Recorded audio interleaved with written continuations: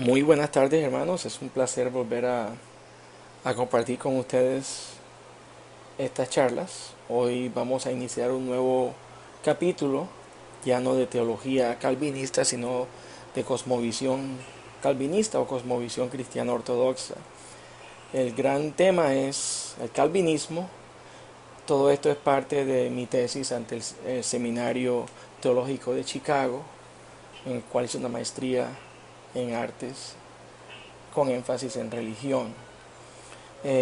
Hoy quiero compartir con ustedes, o empezar a compartir con ustedes, esta segunda entrega sobre cosmovisión calvinista, como una parte de introducción. Comenzaremos hablando de que el tema de que solamente hay dos cosmovisiones en el mundo.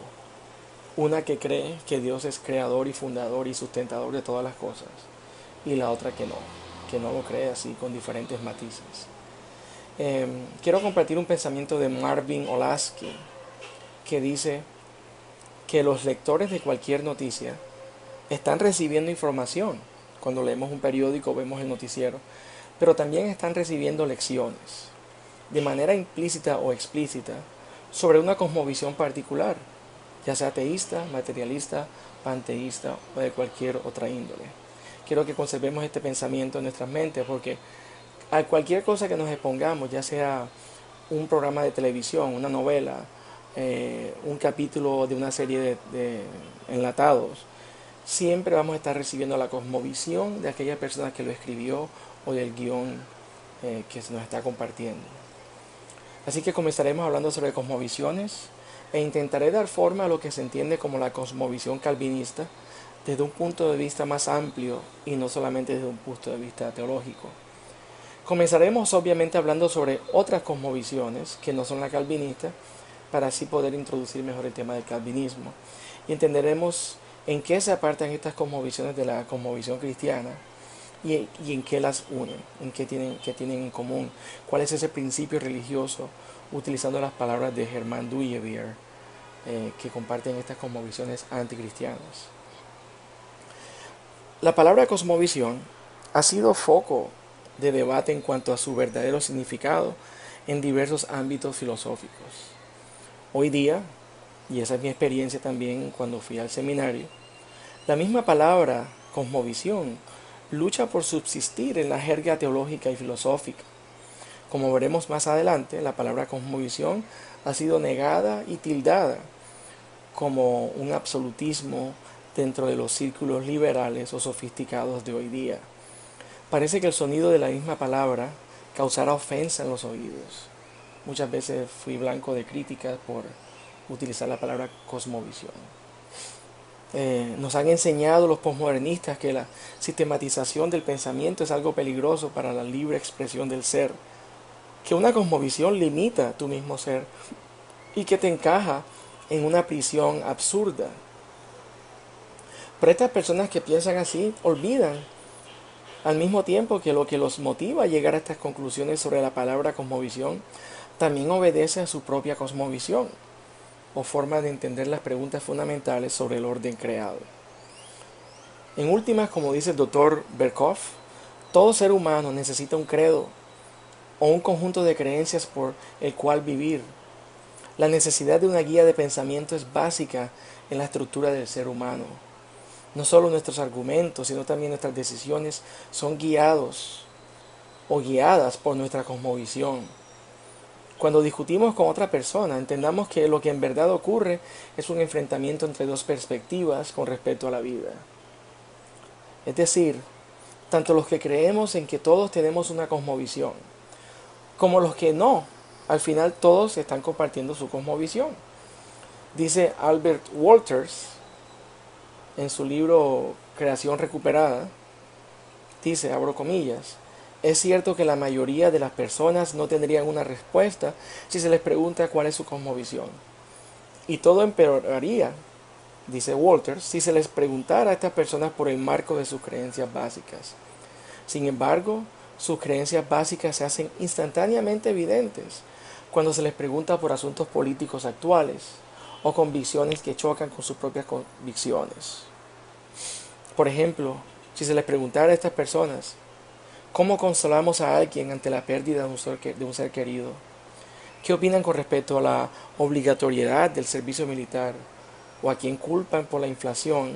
¿Qué opinan del aborto o de la homosexualidad o de la pena de muerte? Respuestas a estas preguntas evidencian un patrón o un marco, ya sea conservador o progresista liberal de pensamiento. Cualquier opinión que tengan ellos va a reflejar su cosmovisión. Por lo tanto, todos tenemos una cosmovisión, cierra comillas, concluye el Dr. Walters. ¿Qué es una cosmovisión? Con el fin de dar una definición más o menos completa de lo que es una cosmovisión, voy a seguir basándome en los pensamientos del Dr. Albert Walters en su libro Creation Regained o Creación Recuperada, en miras de elucidar lo que se entiende por cosmovisión. Así que voy a estar compartiendo los pensamientos del Dr. Walters. Cosmovisión es, primero, es el marco comprensivo de las creencias básicas de todas las cosas, como las entiende un individuo. Esto es, la forma como alguien entiende el mundo en general, el significado del sufrimiento, el valor de la educación, la moralidad social y la importancia de la familia.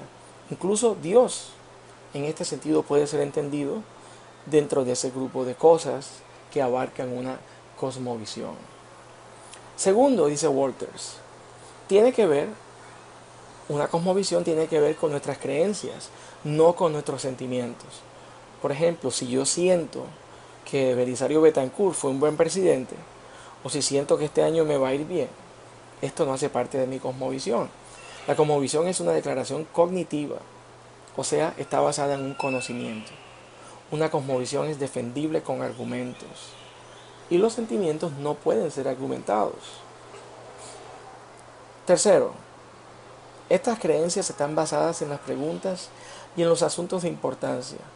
Esto involucra asuntos generales. Por ejemplo, ¿hay normas éticas para la humanidad? ¿Hay alguna razón detrás del sufrimiento? ¿Qué pasa después de la muerte? ¿Cuándo se puede utilizar la violencia? ¿Existe un Dios?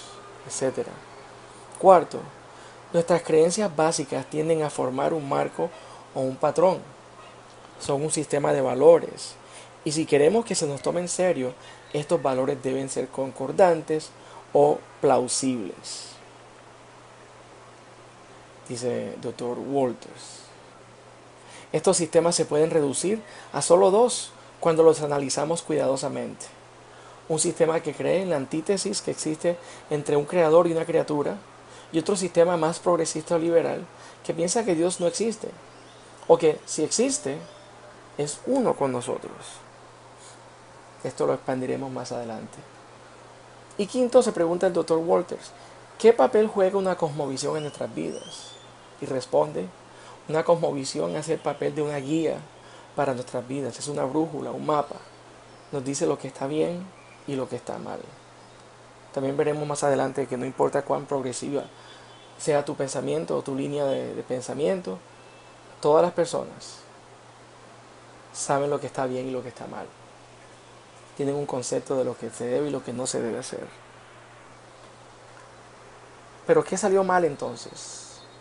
Analizaremos esto desde un punto de vista de cosmovisiones en conflicto, porque no hay duda de que vivimos en una sociedad que cada día se seculariza más y más. Entre las distintas cosmovisiones, la cosmovisión cristiana calvinista parece ser la menos apetecida entre los nuevos millennials y entre grupos progresivos de hoy día, por muchas razones, algunas de las cuales exploraremos obviamente en estas entregas. En tan solo 50 años el cristianismo ha dejado de ser la religión predominante, por lo menos en los Estados Unidos. ¿Cómo pasó esto? ¿Cómo es que predicamos algo que es tan impopular, donde la gente choca con esto, donde la gente le parece ofensivo, ante tres grandes religiones como son la judía, la musulmana y la cristiana, todas con pensamientos y atribuciones exclusivistas? Parece que la que más choca es la cristiana. ¿Por qué? ¿Qué pasó? Hay filósofos que describen un cambio cataclísmico que está ocurriendo en la naturaleza de nuestra sociedad.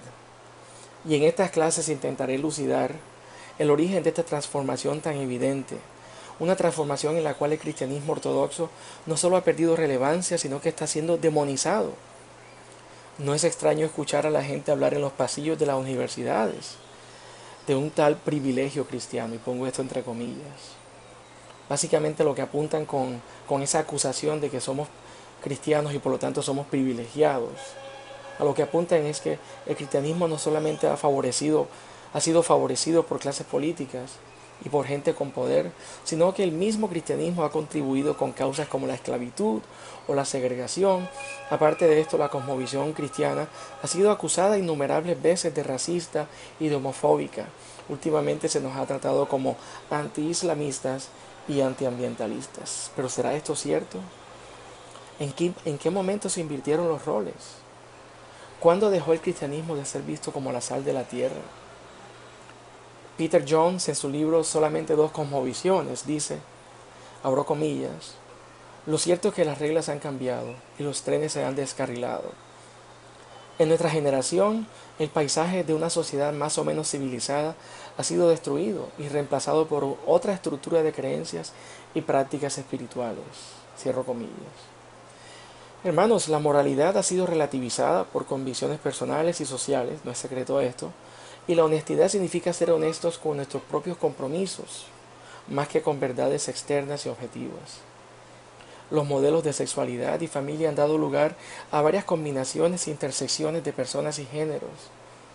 En mi caso, por general, he tenido compañeros y conozco personas que dicen que son estudiantes de teología, por cierto, que dicen que científicamente hay más de 13 géneros. Esto para mí es una barbarie científica. Estos mismos estudiantes celebran la maternidad, pero también la celebran al mismo nivel que el aborto. En un plano espiritual y religioso también se han visto cambios fundamentales.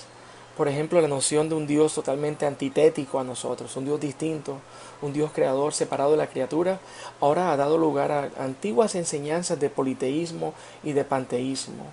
O sea, Dios es uno o idéntico con el universo. La nueva espiritualidad se ha tornado en un nuevo pasatiempo que vende la idea de, abro comillas, hágalo usted mismo, cierro comillas, en donde vemos a personas seducidas más y más por culturas y prácticas orientales, mezcladas con prácticas modernas. Así que hermanos, espero que esta introducción levante en nosotros el deseo de seguir escuchando estas charlas y de seguir explorando lo que nosotros entendemos por una ética o una cosmovisión cristiana. Espero que estas charlas sean de bendición para todos nosotros, hermanos. Y no olviden visitar nuestro canal en YouTube y poner sus preguntas o comentarios. Muchas gracias.